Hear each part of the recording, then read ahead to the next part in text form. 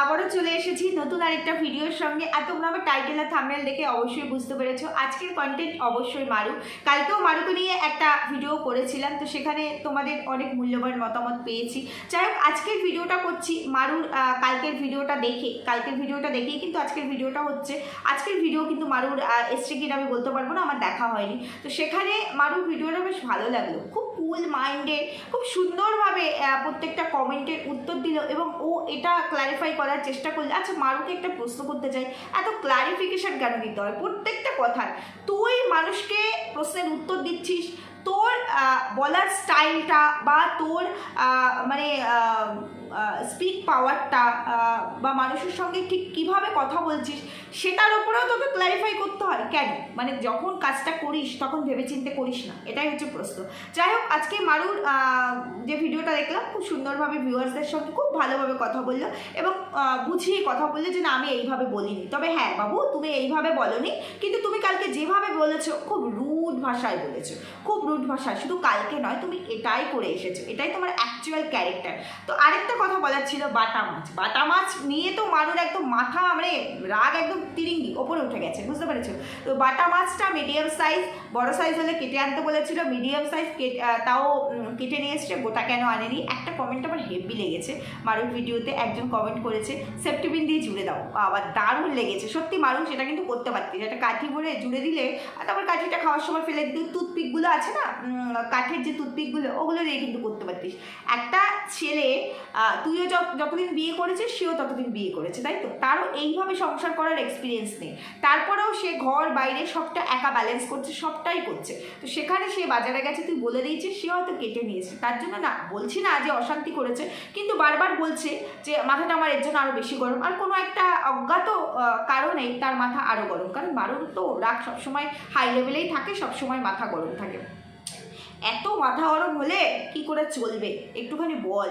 সংসার তো করতে এসেছিস, দায়িত্ব নিয়ে ভালোবেসে এত বড় একটা মানে রিস্ক নিয়ে একটা স্পেশাল অ্যাক্টে বিয়ে করেছিস একটা ইন্টার রিলিজিয়ান ছেলেকে, তাহলে এতটা দায়িত্ব নিতে পেরেছিস, এতটা বুদ্ধি তোর হয়েছে। আর এই বেসিক বুদ্ধিগুলো তোর হয় না? না, তোমরা অনেকেই বলতে পারো যে মারু প্রেগনেন্ট, এই লাস্ট স্টেজ চলছে, আর জাস্ট 15-20 দিনের ব্যাপার, মেয়েটার অবশ্যই কষ্ট হচ্ছে।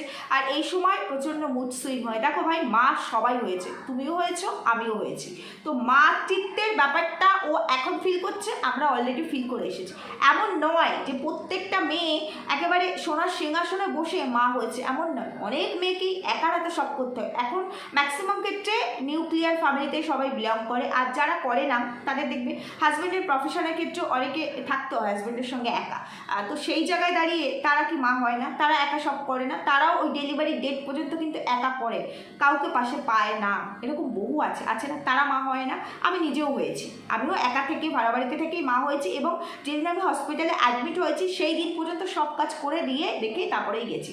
মুড সুইং সবার হয়, কারণ এই স্টেজটা আমরাও পার করেছি, কিন্তু এইরকম মুড সুইং কারণ হয় না। এটা অ্যাকচুয়ালি মুড সুইং নয়, এটা ওর রিয়েল ক্যারেক্টার। কারণ ও যেরকমভাবে ওর মাথা গরম হয়ে যায়, যেভাবে ও কথা বলে, মুখটাকে অফ করে রাখে, এটা কিন্তু ওর এই কনসিভ করার আগেও এই ব্যাপারটা ছিল। বিয়ের পর থেকে মানে কনসিভ করার আগে পর্যন্ত আমরা এরকম দেখেছি যে ওর রাগটা সবসময় নাকের আগাতেই থাকে। তো এটা শুধুমাত্র মুড সুইংয়ে দোষ দিলে হবে না। তবে ডেফিনেটলি এখন ফিজিক্যালি একটা মানে কষ্টের উপর দিয়ে যাচ্ছে, স্বাভাবিক। আর এখন অনেকটা শরীর ভারী হয়ে গেছে, একদম মানে অ্যাডভান্স স্টেজে চলে এসেছে ব্যাপারটা। হরমোনাল চেঞ্জ তো হতেই থাকে, তো সেই দিকগুলো আছে। তারপরে একা মায়ের কাছে নেই, মায়ের কাছে অনেক দিন পরে, অনেকগুলো মাস পরে কিছুদিনের জন্য গেল। তো চলো, অনেক কিছু বলার আছে, একটু ইন্ট্রো দিই। Hello my lovely viewers, welcome back to my channel Dimpy lifestyle. বন্ধুরা, আমার সাথে থেকো, পাশে থেকো, চ্যানেলটিকে সাবস্ক্রাইব করো, লাইক কমেন্ট শেয়ার করো। তো বেশি বড় ভিডিও করবো না, ছোট ভিডিওই করবো। তো মারু আজকের ভিডিওটা করতে গিয়েও মারু আবারও বলল, কোনো একজন মানুষ ওদের ভিডিও চুপি চুপি দেখছে, লুকিয়ে লুকিয়ে, এবং দেখে ওর আর ওর হাজব্যান্ডের রিলেশনটাকে ভেঙে দেওয়ার চেষ্টা করছে, ওর পরিবারটাকে ভেঙে দেওয়ার চেষ্টা করছে। শুধু তাই নয়, শাশুড়ির সঙ্গে ওর সম্পর্ক, শ্বশুর শাশুড়ির সঙ্গে সম্পর্কটাকে ভেঙে দেওয়ার চেষ্টা করছে। বাবা, একটা ভিডিওর কি কামাল! আমি তাই ভাবি রে মারু, একটা ভিডিও দেখে একটা মানুষের এত ক্ষমতা স্বামী স্ত্রীর মধ্যে একদম সেপারেশন নিয়ে আসে। সত্যি তাই, ভাবা যায় না যে এই প্রথম তুই বোধহয় কোনো ক্রিয়েটার যার কাছ থেকে আমি শুনলাম যে একটা ভিডিওর মারফত মানুষ এই ধরনের কাজ করতে পারে। আর বলছি কি, চুপি চুপি ভিডিও দেখছে দেখছে মানে তুই কি জানিস তোর ভিডিও কারা কারা দেখে? সবাই কি কমেন্ট করে? সবাই কি লাইক করে? আর চুপি চুপি কি তুই সোশ্যাল মিডিয়ায় কাজ করছিস, ভিডিওটা কারো ফিরে আসলে পরে তার ইচ্ছলে দেখবে না ইচ্ছলে দেখবে না, তো সেটা তো তোকে বলে কয়ে অ্যানাউন্স করবে না? সেও কি মানে এই ওয়াইটি প্ল্যাটফর্মে অ্যানাউন্স করবে আমি এখন মারুর ভিডিও দেখছি?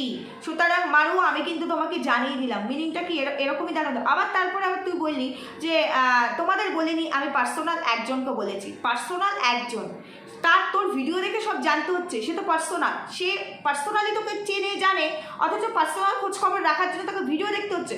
ভিডিওতে সব পার্সোনাল জিনিস কি রিভিল হচ্ছে? মানে এটা আমার তোর কাছে প্রশ্ন, আমার একটু জিজ্ঞাসা ছিল, সেই কারণে বললাম। না মানে আমরা ব্লগিং করি না, তবে ক্রিয়েটার হিসাবে তো এখানে আমরাও কাজ করি, এই জন্য এই বিষয়গুলো জানা ছিল না, তাই জন্য তোকে একটুখানি জিজ্ঞাসা করলাম যে এরকমটা ঘটে কিনা।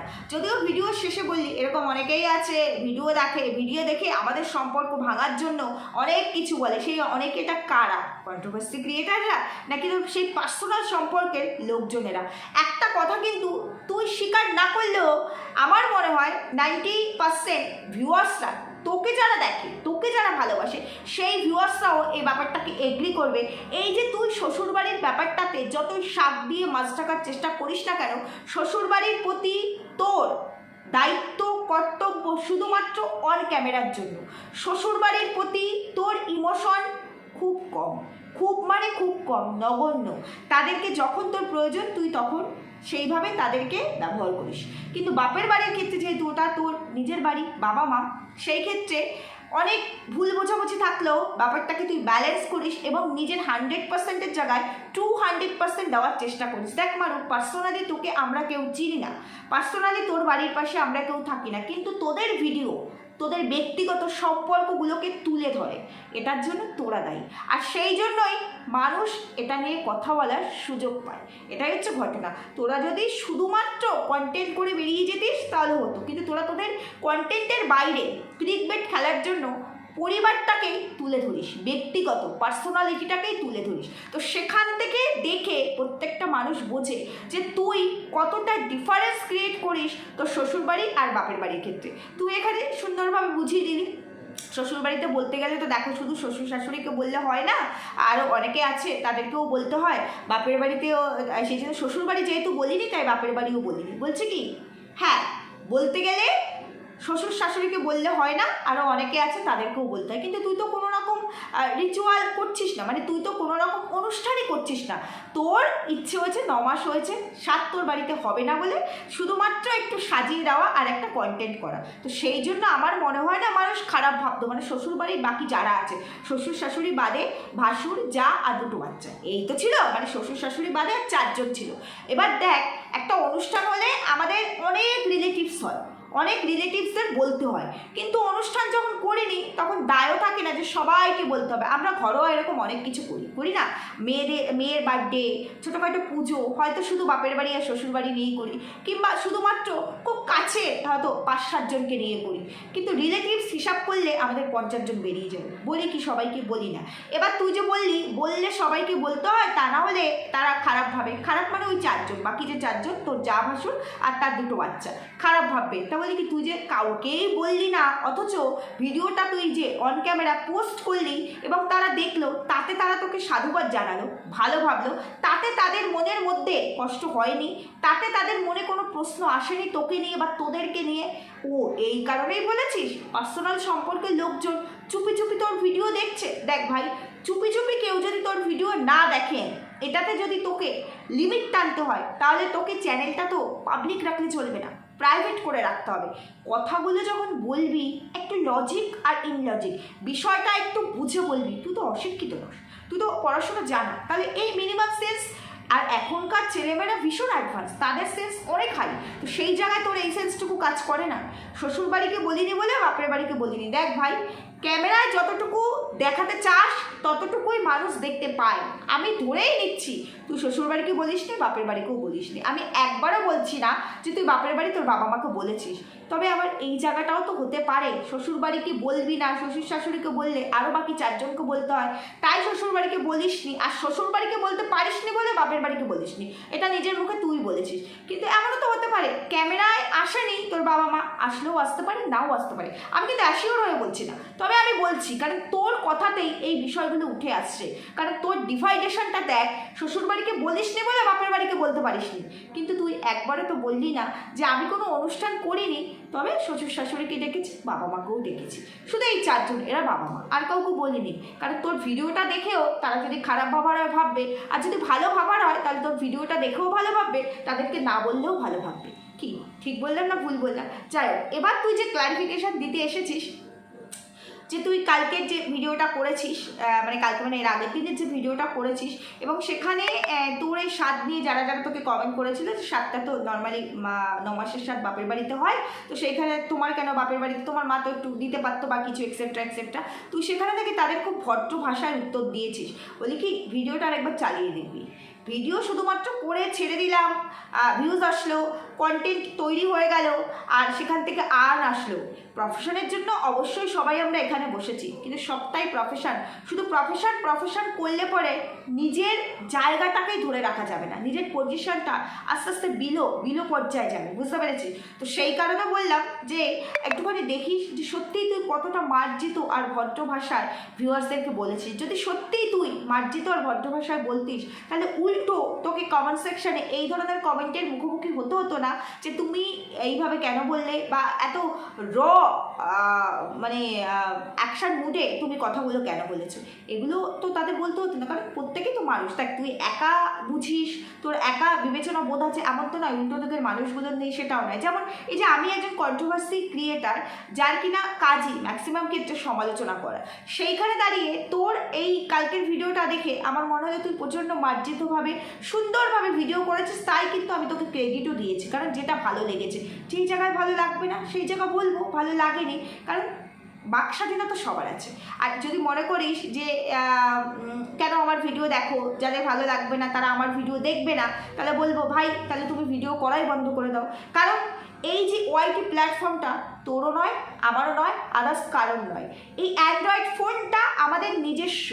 এই যে আইডিগুলো থেকে আমরা ভিডিওগুলো দেখি, যারা ভিউয়ার্স, তাদেরও নিজস্ব ক্রিয়েট করা, নেটটাও তাদের, পয়সাটাও তাদের। তো তাদের সামনে আসলে তাদের ইচ্ছে, সেটা তাদের চোখ, তাদের মুখ, তাদের ইচ্ছে, তারা দেখবে, তারা কি কমেন্ট করবে। তুই যদি ভালো কিছু দিস, ভালোটাই মানুষ কমেন্ট সেকশানে বলবে, খারাপ দিলে খারাপটাই বলবে। তাই তুই এখানে কখনোই কাউকে বলতে পারিস না ভালো না লাগলে দেখবে না, দেখো কেন আমার ভিডিও দেখবে না, এটা কখনোই বলতে পারিস না। কে চুপি চুপি দেখবে, কে তোকে কমেন্ট করবে, কে ঢোল পিটিয়ে দেখবে, সেটা তার পার্সোনাল চয়েস। যেমন তুই তোর মর্জির মালিক, তোর পার্সোনাল চয়েস, আমি এটা করব, এটা করব না, এটা বলবো, এটা বলবো না। তুই যদি তার মালিক হয়ে থাকিস, তাহলে পরে মানুষ কোনটা দেখবে কোনটা দেখবে না, দেখার পরে সে তার ওপিনিয়ন দেবে কি দেবে না, সেটাও তার পার্সোনাল চয়েস, তার মতামত। সেখানে কেউ কাউকে আটকাতে পারে না, পারে কি? যাই হোক, আমার ওভারঅল এর থেকে আর বেশি কিছু বলার নেই, কারণ বলার অনেক কিছুই আছে, বলতে চাইলে অনেক কিছু বলা যায়, কিন্তু ওর যেহেতু লাস্ট টেস্ট চলছে, আমিও চাই না যে এই সমস্ত জিনিস শুনে ও কোনো ট্রমাটাইজ হয়ে যাক। তবে যেখানে অনেক বেশি এক্সট্রিম লেভেলের করে ফেলে, সেখানে দু একটা ওয়ার্ড তো বলতেই হয়। তবে অবশ্যই আমি চেষ্টা করি ওর এই স্টেজটাকে মাথায় রেখে যতটা ভদ্রভাবে ওকে বুঝিয়ে কথাগুলো বলা যায়, সেই বুঝিয়েই কথাগুলো বলার চেষ্টা করি। কখনো রুড হয়ে বা অ্যাগ্রেসিভ হয়ে, অন্তত এই মোমেন্টে আমার মনে হয় না মারুকে নিয়ে আমি ভিডিও করেছি বা করি, বা যতদিন পর্যন্ত ওর এই জার্নিটা চলবে ততদিন পর্যন্ত করবো বলে অন্তত সেই বিবেকটুকু আমার আছে যে এইটুকু ব্যালেন্স করে চলাটা উচিত। কারণ আমরা আফটারঅল প্রত্যেকেই রক্তে মাংসে করা মানুষ, আমাদের প্রত্যেকেই মান আর হুঁশ আছে আর বিবেক আছে। যাই হোক বন্ধুরা, ওভারঅল আমি ঠিক বললাম না ভুল বললাম তোমরা জানিও। সুস্থ থেকো, ভালো থেকো, দেখা হচ্ছে পরবর্তী ভিডিওতে। টাটা।